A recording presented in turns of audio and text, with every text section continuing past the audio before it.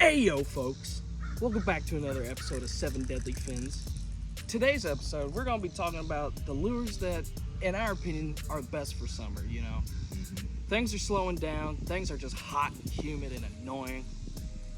And the bass, they get finicky around this time of year. So sit back, relax, and enjoy the video. And here, here's the thing. Trey's gonna show you his 3, I'm gonna show you my 3, and then we'll both have a bonus bait at the end of the video, so stick around for that part.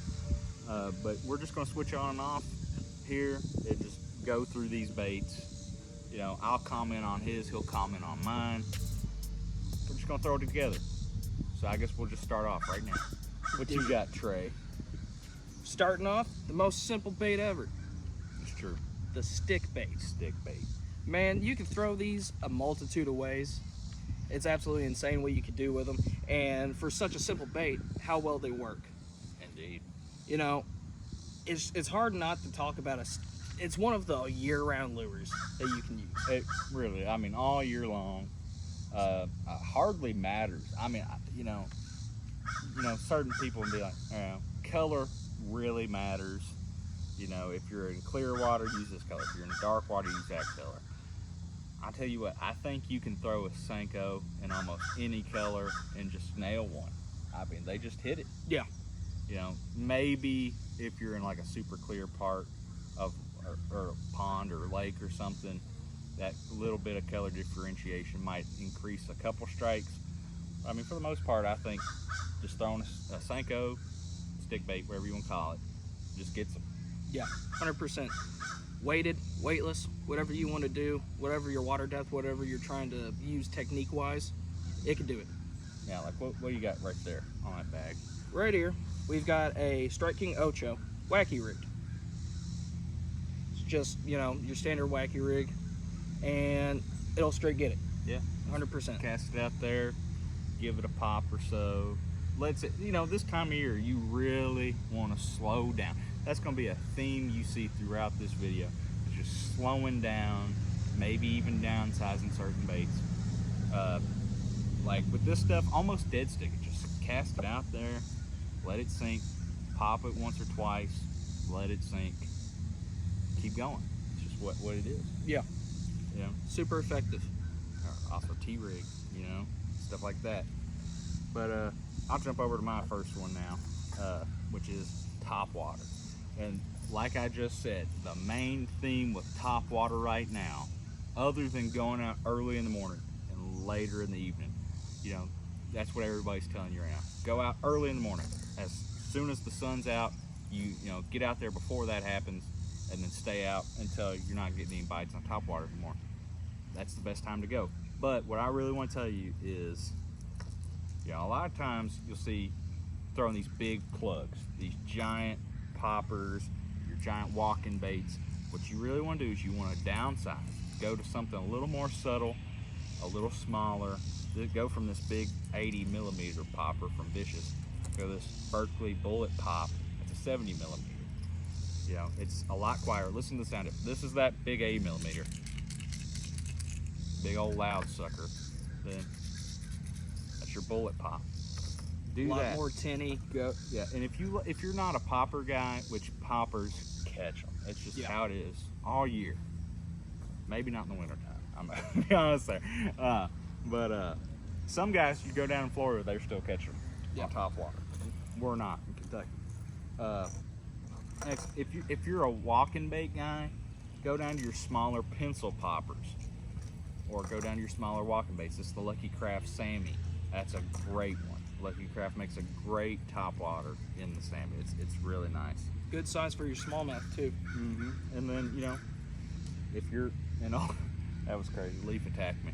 If you're like a jitterbug guy, if you like the older style top waters, go to your little jitterbugs. You know, that solid black color, great color. If you're a frog guy, this is the Z-Man LeapFrogZ Poppin' Frog. That's a great frog, supple. This is a really good color. I cannot remember what this called. This might be leopard, might not be. White or black belly. I prefer black bellies. It's a white belly frog. Poppin' frogs are nice, especially the long, slender ones. They'll walk really good, but they also have that popping action. And just slow it down. That's really the key to top water right now. Slow it down, downsize. And, with frogs, you don't even have to downsize that much. Like, this is still, your average size frog. Just slow it down. Yeah. Throw something different. Throw something different than anybody else is throwing. If you got a lot of people throwing, the big walking baits, throw the pencil popper or just a regular popper. Those two baits will catch them. I'm telling you. What you got next? Next, specifically to build off of the Senko, a T-rig. Specifically pegged. Get it down deep, get it on the bottom, and just hop that sucker. You can throw any sort of beaver bait, Senko, whatever worm you want to use, but just don't forget the T-rig. A lot of people get super technique specific and deep into that world, which is good. Vary yourself as a fisherman, but don't forget the things that just get it done. Whenever it's hard out here, you want something that you can trust and be confident with, and this is a confidence bait for most fishermen. And I'll say, this about T-rigs too. Don't forget about flipping. If you like to pitch and flip the bank, do it. I mean, this is killer this time of year. For them bass who didn't go deep, that pulled up to the cover on the bank, that are still shallow, but are pulled up in that shade trying to cool off, flip a T-rig up in there. Dig it into the heaviest stuff. Don't be worried about losing the stuff. Just throw it up there in the heaviest heavy cover and just winch them out of there. I mean, throw it on your heavy rod. Yeah. Like a 7.3 heavy is what I would go with instead of a 7.6 or bigger. I'd go with the 7.3 in case you're, tight quarters or whatever. I just think it's a better combo.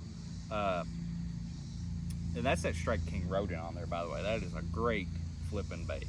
We got a saying around here, see timber, cinder. You see any sort of structure, get up in there. Get dirty with it. Get intimate with it. Indeed.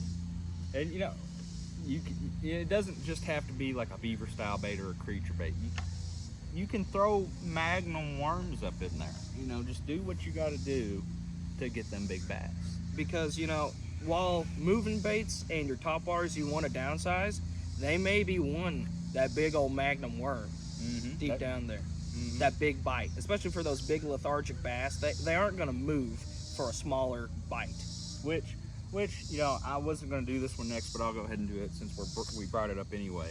That is your Magnum Worms. That's that big V&M J-Mag worm. That is a great bait right there. That's an 11-inch worm in the plum color. Yes. I'm telling you, that straight gets it around here. If you're not throwing the J-Mag, you really need to. Other than that, you got your Mighty Worm from Yum, which it got a little crimped in the package. But in the summer craw color, that's a really good color, really good worm. They really do just bite them. And people are scared to throw Magnum Worms because they're like, well, I'm a numbers guy.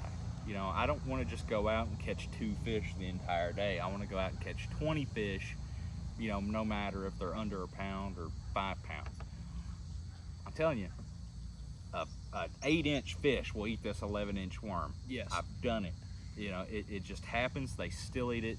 A worm is a worm, and it doesn't even matter if you're throwing a 10-inch worm, an 11-inch worm, or even a 12-inch jelly worm, which smells fantastic, by the way. Yes. Mann's has been around forever making these jelly worms.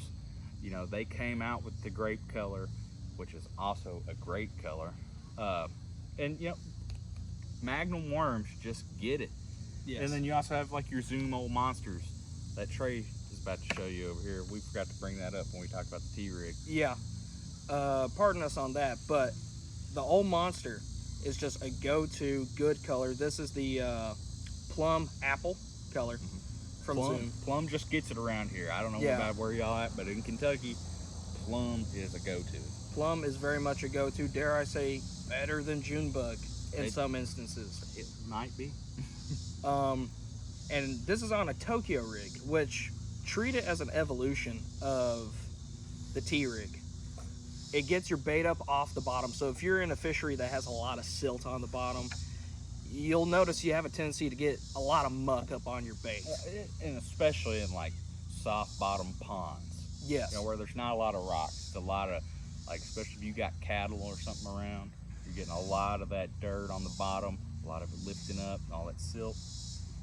Switch to a Tokyo rig. It really works. Yep, because you got your weight sitting on the bottom with your lure just suspending off the bottom by a few inches.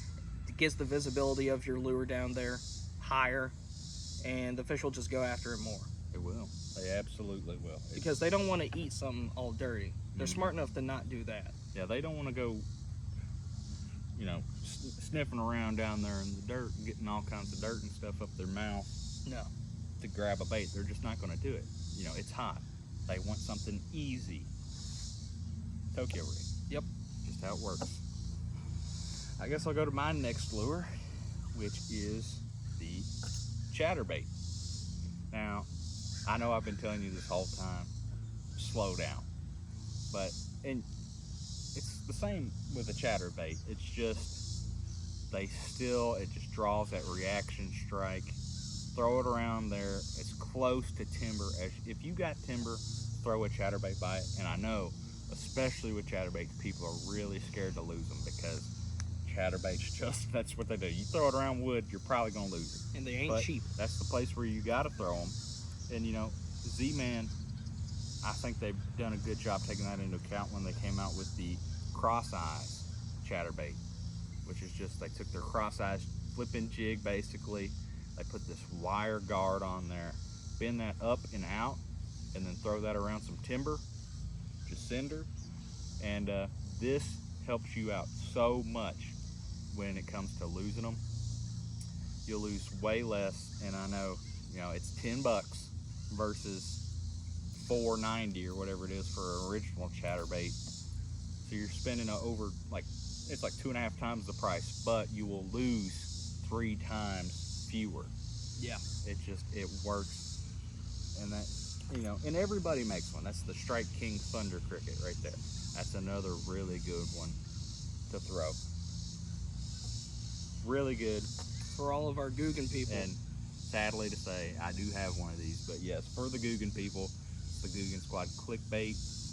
It's a, you know, they hyped it up a bunch. It's just a Chatterbait. It's a good Chatterbait. I mean, it's a Chatterbait. Chatterbaits work. So it is good, and you will catch fish on it. But don't believe the hype in saying it's the next big thing. It's way better than the Chatterbait. It's not, but it is a Chatterbait, and it is good. Perfectly acceptable. But for as far as bank anglers go, and people who really like to throw Chatterbaits around heavy cover, Z-Man Crosseyez Chatterbait, really try that out. It is a really good bait, and I think you will be happy throwing it. One of my favorite things to do with the Chatterbait, Logan mentioned timber, but I really like working weed lines with them. Yeah. Keeping them right on the outside of the weed line. They'll come out of the grass and just straight smack them. Yeah. Very effective way to do it. Yeah, yeah. Chatterbaits, you can rip them through grass. You can throw them anywhere. Open water, cover, weed lines, grass, wherever you want to do it. But I'm telling you, if you're a bank angler, try that Z-Man Crosseyez Chatterbait. And if in the case that you're on a boat, deeper water, you could get the bigger Chatterbaits and roll the bottom with. Yeah, try that out. Take your 3/4 ounce, your 1 ounce, your 1.5 ounce. You know, get them big Chatterbaits. And if you're on a lake and everything's pressured, everybody's throwing their big jigs and whatnot, and everybody's bottom bouncing, try that. Throw a big Chatterbait and just get it down there close to the bottom and slow roll it down there. It's a big profile, but it makes a lot of noise and it differentiates itself from other baits. Try that out. That's a good way to do it. Yes, sir. What you got next? Next, it's hard to talk about summer without jigs. That's true, especially pitching and flipping. Yeah, you know, you could work them like a T-rig, just pitching, flipping, bomb bouncing, but they're so much more versatile than that. Mm-hmm. You know, you got your swim jigs, which smaller profile than a Chatterbait. Similar concept, usually way more weedless. Especially if you're trying to make less commotion, if you're trying to be more subtle, swim jig over chatterbait. Yeah. If you want the commotion, chatterbait over swim jig. It's just how it is. It's hard not to, you know, if you're on a big swim jig bite, it's hard not to put the swim jig down. Yeah, it really is. Especially around grass, weed lines. You know, really, you know, just throw your swim jig along those grass and weed lines and rip it through. They just crush them. Yeah. And then in terms of casting jig, I'm holding up a 7th cast casting jig right here. And the brush jig. Yes. It's great. That's our favorite jig, I'd say. Yeah, by far. It really is. Colors are good. Absolutely love them. Tons of variety, multiple sizes. And they all got 4-aught mustad hooks, which are legit. If you're throwing a jig, you really want a really good hook for when you set it hard and you swing for the fences. Yeah. And you're trying to haul in that big fish. You want a good hook, and those come standard with awesome hooks. Yeah, for a really good price. Yeah. Local boys. Yeah. It's a local company. If you haven't heard of them, I'm not surprised, but they are really good, and you should look into it. And if you want to go with a more mainstream brand, you know, the Z-Man Crosseyez Arky style flipping jig. Yeah. It's a good one. Yeah. If you're bouncing, you know, docks, you know, trying to get up under there, really good design for skipping. Yep. And you know, we keep talking about flipping, but that Arky style head, it helps if you're throwing up into heavy cover. That head shape just helps you get out of that. It's the best for getting up into cover, and that's probably your best all-around head shape is Arky style. Yeah, it really is. And then I guess we're the bonus baits at this point. My bonus bait is the square bill. I hate to bring up 7th cast again, but this is their Stump Thumper 2.5 in the straight fire color. It's good chatterbait, nice loud knock. Chatterbait? Square bill, my bad. It's like I'm talking about the jabberjaw over here. But it's good, loud. Again, we were talking about being slow and subtle, but sometimes, you know, you still have to be loud. It's just what it is. And in the summertime, especially in rivers, square bills are the way to go. If you do want to be a little more subtle and size down, which I do recommend spill, I mean, it's still a good technique for any type of fishing you're going to do. But if you take this LuckyCraft Fat CB BDS1, I'll say that again a little slower, Fat CB BDS1. That's a nice little square bill with oversized hooks on it. It's a great little bluegill imitation, and it's silent, so that's your good, more finessey approach to square bills, and especially in ponds, that is a killer. Yes. That is a killer. It's a good bluegill imitation on this pattern. I cannot remember what the pattern's called, but it's some kind of gill pattern. But Fat CB BDS1 from LuckyCraft. Another one. Good one. That's a good size for your smallmouth anglers. Oh yeah, smallmouth guys. You know, like I said, fish on the river, you're still throwing square bills. And you know, a smallmouth like this straight fire color, they will nail that. But if you go down to a 1.0 size like this, smallmouth will crush it. I mean, it's just how it is. Anything will crush it. I mean, heck, you might get a crappie on that. You never know. I've caught crappie on a bigger lure before. Yeah. And then I guess it's on to my honorable mention, which will be the Ned. Many people have a love-hate relationship with the Ned. Yeah. A lot of people don't like to fish them even though they know it works. But man, I tell you what, whenever it comes to like my bottom bouncing baits, I like to beef them up a little bit in profile during the summer. Work them slower, but have it a bigger profile, bigger bite. But sometimes you gotta pull out the more finessey, smaller stuff. But the nice thing about the Ned is that you can get larger size heads, to work your 4, 5, maybe even 6-inch worms. So you can almost power fish a Ned. Oh yeah, definitely. You can swim it, whatever you want to do. Neds are just deadly. You know, like he said, some people don't like fishing them. I have a hard time deciding to throw one. I'm more of a power angler. I like to throw big Magnum Worms. But you know, sometimes your Ned, when things are slow, when it's hard to get a bite, you just wanna you wanna pull that Ned out and throw it, and you'll probably catch 1 or 2 more, or 6 more that you weren't gonna catch before. Yeah. And that's the Strike King Ned Ocho on the Z-Band Nedlockz head.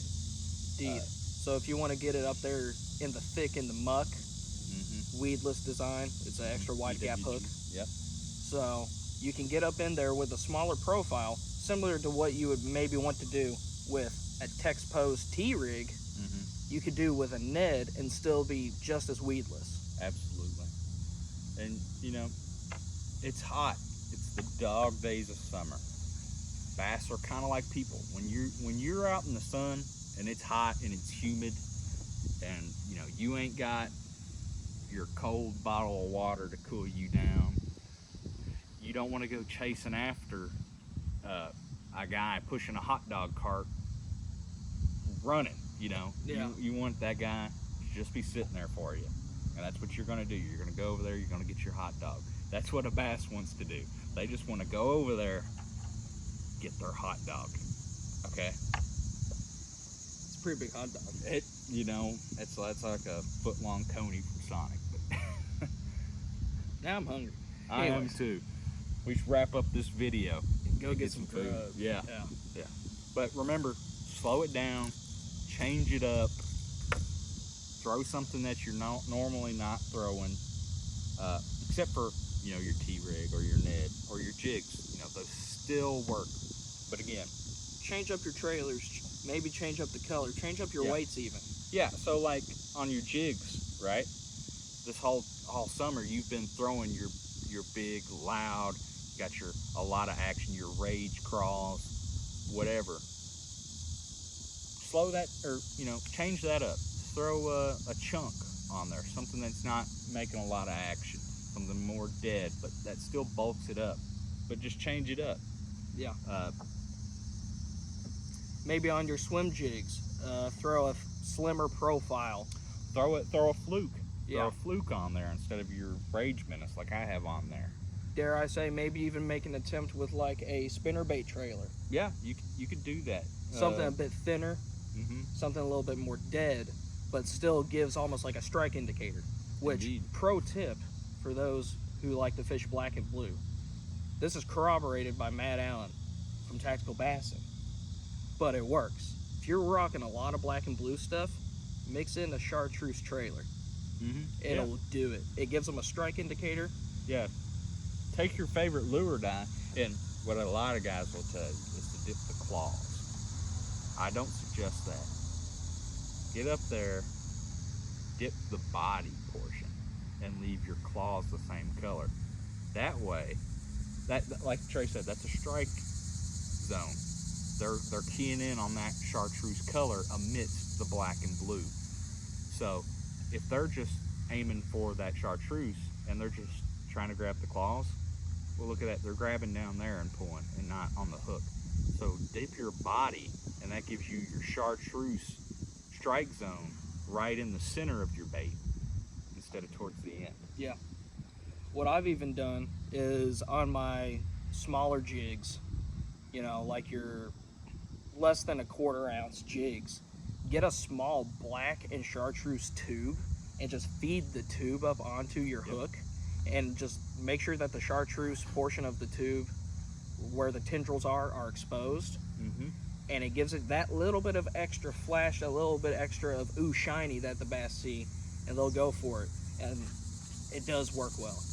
Very good. We got a squirrel up above us. But all right, we'll run through the baits one more time before we wrap this up. So we got your let's go with this one. This is just your stick bait, your Senko, whatever you want to call it.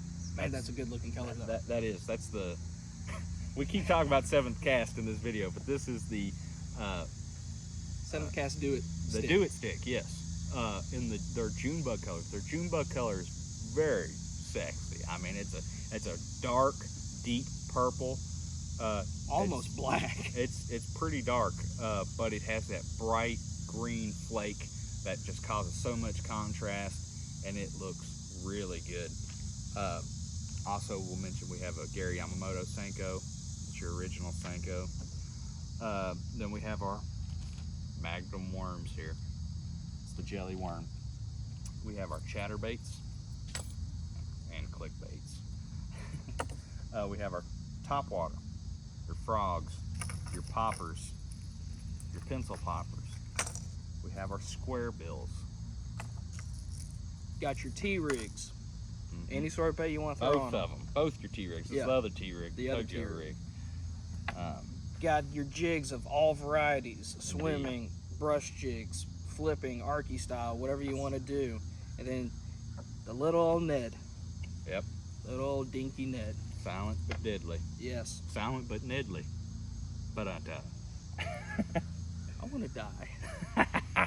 I can make that happen. Alright, well, we'll wrap up this video here. Have a good one, folks. Remember to hit like, subscribe, and ring that notification bell. No, don't just ring it. Smack it. Smack it. Destroy it. Hit it with Mjolnir. I want it to crack like the Liberty Bell. Oh my Lord. But yes, please, if you like this video, let us know. If we missed any baits that you like to throw in the summer, share it in the comments. We like to hear it. We like to converse with you guys. We enjoy this. So let us know. Let us know what you want to see next here at 7 Deadly Fins.